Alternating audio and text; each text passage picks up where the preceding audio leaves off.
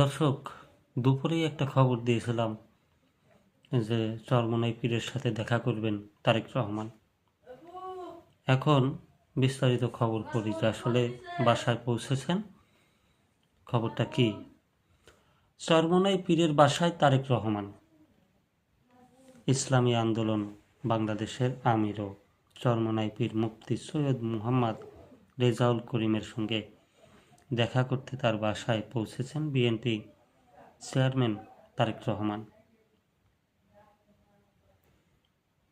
আজ সোমবার সন্ধ্যা 7:15 ইসলামী আন্দোলনের আমিরের রাজধানীর বেইলি রোডে রূপায়ণ স্বপ্ন নিলয়ের বাসায় সৌজন্য সাক্ষাতে যান তারেক রহমান।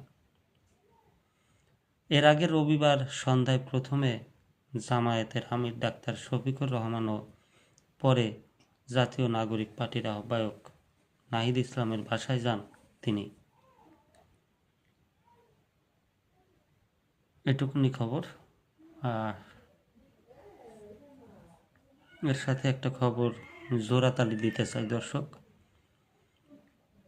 কক্সবাজারের দক্ষিণ পূর্ব বঙ্গোপসাগরে আঘাত হানল ভূমিকম্প। আজকে এই নির্বাচনের এই কয়দিনে কিন্তু ব্যাপক হারে ভূমিকম্প হচ্ছে।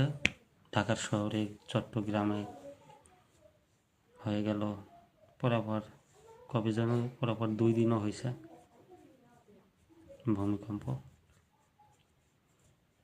তো এখনকার মতো এই পর্যন্তই দর্শক।